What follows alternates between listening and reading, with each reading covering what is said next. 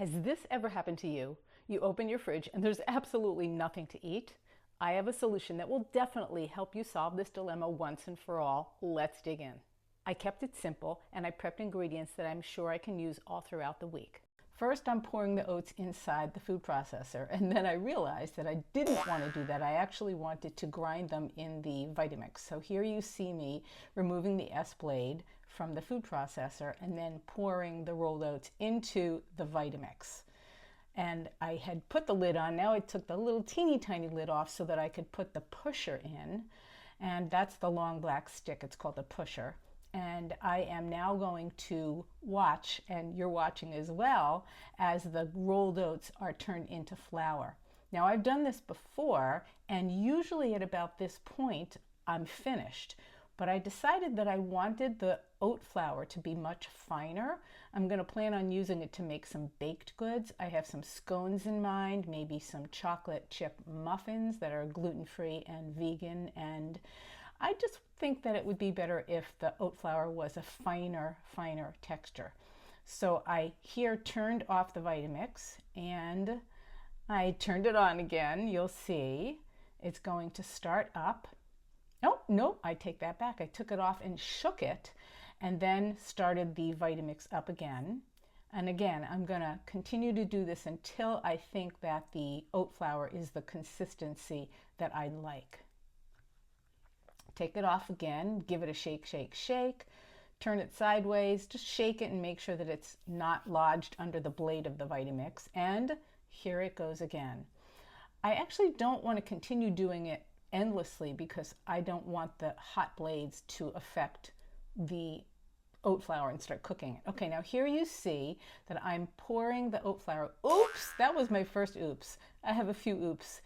Oopses, is that plural for oops? I have a few of them in this video today. Not too much though, wasn't too bad. So now I'm cleaning it up and I am going to just get rid of that little bit of flour that spilled outside of the, yeah, there you go. Okay, now I finished it. And that thing, I can't remember what those are called. It is a funnel, that's what it is. It's a really cool funnel. It has a really wide bottom so you can do things like flour. Okay, on goes the lid, and now I'm done with the oat flour and I have a whole quart-sized jar full of it. Next up is cauliflower. And what I did was I cut off the bottom of it and I also cut some of the brown yucky stuff off of it. I sort of shaved it, if you will. And I stuck the cauliflower, the good stuff, in the sink, and then I threw out the stuff that wasn't so good. And here you see me exchanging the towel, which was holding the cutting board in place, for one of those silicone mats because it'll hold it better. The cutting board was tending to slip a lot on the towel. All right, on here you can see that I am finishing cutting up the cauliflower into pieces and putting it into the container that I'm going to put in the refrigerator. I will use all this cauliflower up over the next week for sure. And if you've never had just plain old steamed cauliflower, you don't know what you're missing. It is so delicious and so sweet. All right, there it goes. Big container of cauliflower. That's done. I was pretty happy about that. Next thing up, I am making some tofu. The original recipe called it tofu cheese. I'm sorry, the original recipe called it tofu cream cheese, but I sort of doctored it up enough and put my own spin on it, and now I really think it's more like tofu ricotta. I drained the cashews, and then I added another 2 tablespoons because I'd forgotten that I was actually doubling the recipe. Put those off to the side and continued by cutting the tofu, and just in small chunks, and then putting them right into the Vitamix. And I don't think it really matters. You could actually even just put the whole thing in one big chunk, but I think it's better for the blades of the Vitamix to do it in smaller chunks. So this is a super firm or extra firm, I can't remember which one, but it's a very firm tofu. I'm now adding some nutritional yeast, which some people call nooch. It gives it a very cheesy sort of flavor. Now I'm adding some sea salt. Just, never do it that way. Always do it over the sink when you're measuring it. Do as I say, not as I do. All right, in goes the salt. Then some rice vinegar. You could use apple cider vinegar, you could use lemon juice, just something acidic like that. Now some onion powder goes right into this recipe. And by the way, I will put the recipe in the show notes below for this tofu ricotta. And this is my homemade soy yogurt, which I'm going to put into, after I pour off the whey, I'm putting the yogurt into the Vitamix. And this is a very, there was another oops I made. I dropped the spoon. This yogurt I did a video on, and I will post that above. Okay, now that was some white pepper. There's some umami seasoning from Trader Joe's. And what's next? Oh, Benson's Table Tasty. I absolutely love that seasoning. It's just terrific. Okay, on goes the cover. I put the Vitamix on on the base, and oops, here's another oops. I forgot the cashews, so I drained them, and now I'm adding them into the Vitamix, and I'm using my pusher to push down the ingredients while they get blended together in the Vitamix. And I really took my time doing this because I wanted to make sure, like I did with the oat flour, I wanted to make sure that the finished product was going to be really, really smooth, not have any chunks in it. Very much like you might find a ricotta cheese, only this is not made from dairy. I'm using the pusher, you can see, to kind of push down the ingredients and just make sure that they're all really blended together. It's just being like a little bit of a helper with it. I sometimes make the speed of the Vitamix a little bit more, and as you can see, I'm just really, really taking my time, increasing the speed a little bit more again. And by doing this, see, I peeked at it, which I just wanted to make sure that the consistency is the texture was the way I wanted it to be.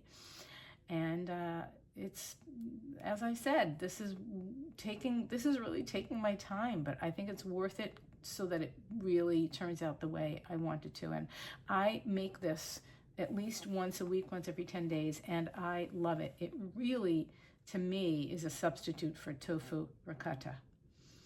And I think I'm trying to decide whether it's done. I think it is done.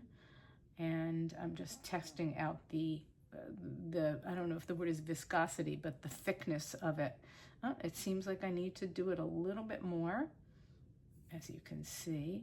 You know, one of the things I would encourage you to do is to be patient. Rome was not built in a day, and if you want to make something delicious, you want to give it the time it needs to come together. And that's what I did with this particular recipe, which, by the way, the original recipe came from Chew On Vegan, which is also a wonderful, wonderful YouTube channel, and she's on Instagram and Facebook as well. And here it is, the finish. I gave it a little bit of a taste, as you can see. So good is what I said. It's just absolutely sensational and delicious.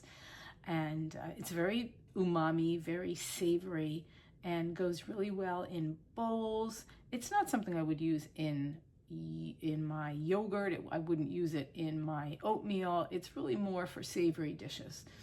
So there I go. Put the cover on, and into the fridge it goes. And now I'm moving on to making my rice.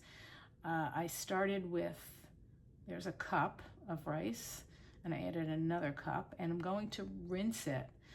It's helpful to do that to get some of the starch off of it.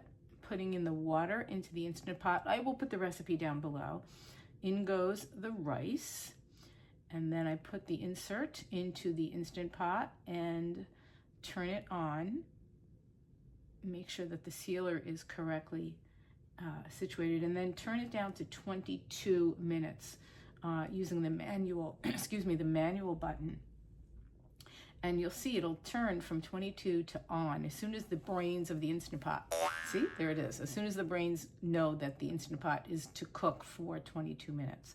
When it was done, I let it sit for about 10 minutes just to get some of the moisture out, and then put the brown rice into a glass container. And I will have this now for the week to put in bowls. I might even make some rice pudding with it. On goes the lid, and into the refrigerator it goes. It's done. All right, next up, carrots.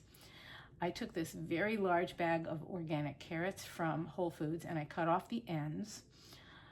They had actually sat in our downstairs refrigerator for about 10 days, so the ends were looking kind of grody and disgusting, but the carrots are just fine.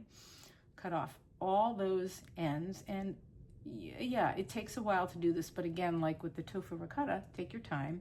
Then I peeled them. Now you don't have to peel them. You could either wash them with a scrub brush if you wanted. I happen to prefer having them peeled, so I again took my time and peeled them all. And you'll see that when I'm done, the next job, of course, is to cut them into smaller pieces. But for now, I'm doing it kind of fast and silly, but oh, there goes my knife cutting the carrots into smaller pieces. And I left some of the carrots, as you can see, in the sink because I'm going to use these carrots. I'm going to shred them. And then these are going to go into salads and my oatmeal. Yes, I put shredded carrots in my oatmeal. And then the other carrots I will wash and clean and peel and use for other things like juicing. All right, I'm using my Breville food processor, and you could see I turned it on. I don't know if you can tell, the blade is actually spinning. And I just dropped those smaller pieces in, and I want to show you what it looks like so you can see the carrots are shredding right into the bowl of the Breville food processor, which I love this food processor. It was on the pricey side, but worth every penny. I've had it for years, and it has so many different blades and so many different options. You can make French fries with it. You can julienne vegetables. It's just great. I will put the link for that down in the show notes. Okay, so I'm continuing to add the carrots. This is going to be a pretty full full bowl of shredded carrots, and we will go through them all within about maybe 10 days.